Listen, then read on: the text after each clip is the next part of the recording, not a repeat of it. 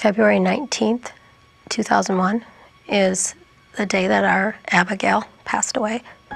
About 7 o'clock in the evening, we were reading books, and Abigail said she didn't feel well. The early signs of invasive pneumococcal disease might not stand out in a person's mind. It's that it progresses so rapidly. That's one of the problems. By about 6 o'clock in the morning, Dwayne said, "Shannon, we need to take her to the emergency room. She's very sick." The bacteria affects different parts of the body. It can affect the bloodstream, the ears, the brain, the lungs. She was starting to develop purple blotches all over her extremities. Invasive pneumococcal disease causes acute illness, like meningitis and pneumonia, but it can also lead to long-term problems, like brain damage and deafness.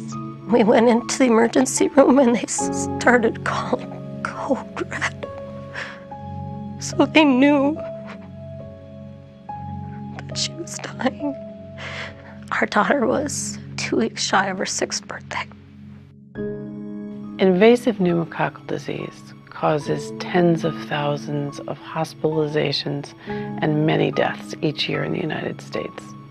Our little boy, who was 11 months younger, saw the whole thing. We were able to rock Abigail afterwards for hours, and then they performed an autopsy on Abigail. She had overwhelming sepsis due to pneumococcal. Sepsis is another way of saying that the bacteria is entering the bloodstream, and that'll lead to having the body shut down. We went home, and Samuel started to vomit. And I couldn't believe that I was going through this. They admitted Samuel, and he was in the hospital for 2 days. And then after he got out, we were able to have a funeral for our daughter.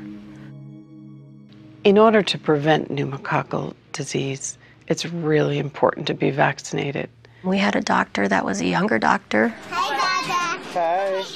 Who didn't have a strong belief in vaccinations and had actually encouraged us not to vaccinate.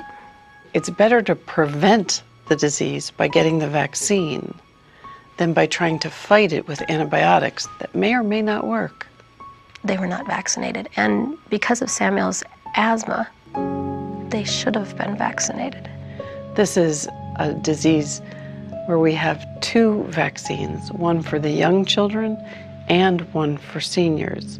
Interestingly, by vaccinating young children, we've seen a decline in the rate of death from invasive pneumococcal disease in the elderly. He now has a younger brother, so his role in the family has changed from youngest child now to oldest child. He talks about his sister and wants to make sure that Nicholas, our 5-year-old, knows about his sister. If you've already had pneumococcal disease, you still need the vaccine because there are so many different types of pneumococcal disease. I can't tell parents enough the importance of vaccinations. Check with your provider to see if immunization is right for your family. I hope that no one else has to hold their child with